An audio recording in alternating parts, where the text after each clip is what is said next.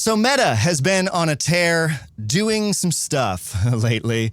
There have been a lot of stuff. Yeah, there have been a lot of shifts in, we'll just dive right into it. So they're not doing fact checking anymore. That was the big headline. Is that a fact? That is a fact. They announced that starting in the U.S., they're ending their third-party fact-checking program and moving to a community notes model like there is over on Twitter. They say, quote, "We will allow more speech by lifting restrictions on some topics that are a part of mainstream discourse and focusing our enforcement on illegal and high-severity violations. We will take a more personalized approach to political content so that people who want to see more of it in their feeds can." Now, that in itself is an interesting statement. The idea that if you want to see more political content, you can. Yeah, and I always wonder, like, what's the mechanism that lets them know that you want more? It's, the way that I assume that it's happening is you slow down and you engage with posts. Does that mean because you've slowed down and engaged that you really want, or does it mean that you're shocked, horrified, scared, angry? I don't know. Yeah, but you've engaged. What does the algorithm make of that? And I mean, this is a company that in some ways pioneered a lot of rage baiting with their history. And we talked before about this. Facebook's sort of journey about what they have been for has made things, I think, extra convoluted because, like, initially Facebook, in the early days, it was Mark Zuckerberg's website for, like, rating the attractiveness of people. And then it evolved into, like, a lighthearted fun thing, kind of like MySpace was at the time, but with, like, poking and Farmville. And then it became, it needs to be authentic. You have to use real names. This is where real people you actually know gather. And so it got a more intimate feeling. The network you have on there is more real. And now they're saying, like, we don't want to be the arbiters of truth. And they had, the Cambridge Analytica scandal. And they've just been progressively less and less good, I guess, in terms of their customer base. I mean, it's interesting because, 2015, 2016 timeframe, they seem to be really pioneering a lot of interesting work on trust and safety. Mm-hmm. And people were actually applauding it. Doesn't mean that everybody on Facebook liked it when they saw a fact check or they liked it, but the broader tech community and people that think about disinformation, misinformation, and how to inject trust and safety within tech platforms were fairly complimentary of the stance that Meta was taking. But what we've seen since that time frame, that 8 years, I guess, has been that there's been more and more arguments around it, and the political tide has shifted to where Zuckerberg feels like he needs to capitulate. Yeah, and I know we try and avoid getting too deep in the weeds when it comes to political stuff on this show because it's a tech show. They're a bit inextricable here. And, I mean, there's a definite shift with certain kinds of disinformation, misinformation, and speech that are favored by a sort of the current moment of the incoming administration. I'm really using a lot of euphemistic language here. I think, a lot of people know my personal thoughts on it. But the thing that is concerning is that, like, community notes are a great supplement to fact checking. It's great to have people be able to add context that doesn't have to come from, like, a third-party official source. It can be really useful, but it is not a replacement. That is not, and it's because of something that you talk about a lot, where, like, the impact of the disinformation gets out there first, and then these community note corrections coming in don't really have much of an impact. And I mean, that's a problem with fact checking too, but they were doing better about it, and now they're deciding not to because of certain people's complaints of censorship. And getting put in Facebook jail is like a thing. They talk about in their release specifically, they said that the systems that they've developed to manage content on their platforms are just getting increasingly hard for them to manage. And yeah, I get that. And, like, they say that they're over-enforcing their rules, limiting legitimate political debate and censoring too much trivial content and subjecting too many people to frustrating enforcement actions. Like, people, myself included, have been put in Facebook jail for, like, a joke that wasn't even edgy or anything. Like, they definitely overtuned some of their stuff at different points. But this is very transparently kowtowing to the political climate because they also ended their DEI programs, their DEI initiatives. They said that they're just done with removing all of that kind of language. It seems like some of that may be more semantics, right? So I wonder when it comes to Meta, the long-term effects of things, because we have seen that their focus on trust and safety for a while was a reaction to some really, really horrible stuff that their platform accidentally enabled.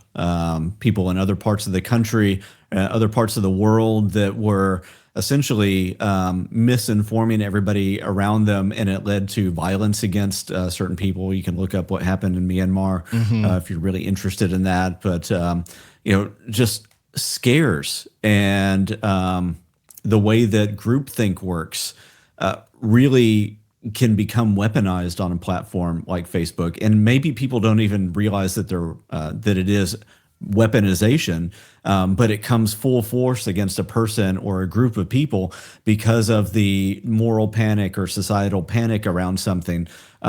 Similar to in this last, this last couple months where people were saying that in Springfield people were eating dogs and cats. There's absolutely no truth to that, but it could go out and people could believe it's true, and then all of a sudden you have people around a Nigerian immigrant or a Haitian immigrant just beating that person to death because they believe that they're really stealing Fluffy and eating Fluffy. And it's just not true. Facebook's prior positioning as being like a trusted network of people that are close to you, I think really compounds this, because, everyone on Facebook is your cousins, your uncles, your friends, your coworkers, your teachers, your parents, like people in real life tend to be the people you communicate with on Facebook, which is different from platforms like Twitter or X, where those networks are a lot looser, broader, and more like topically oriented, I guess, or topically hooked.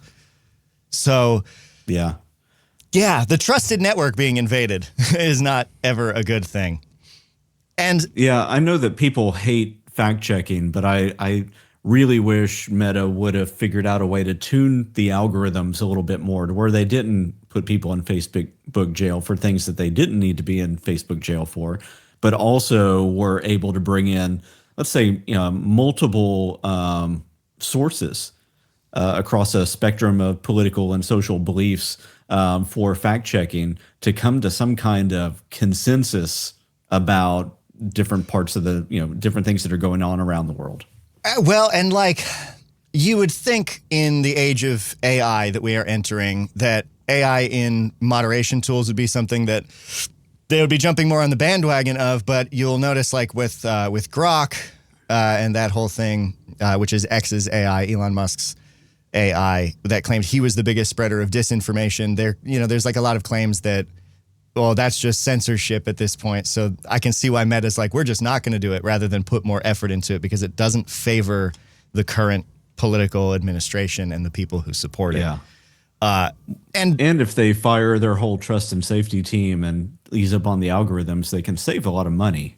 They don't need a couple hundred people that were in that team. And they've been looking at moving people from California to Texas for various reasons, both economic and political, I can assume. Well, and they recently announced that they're going to cut 5% of their global workforce.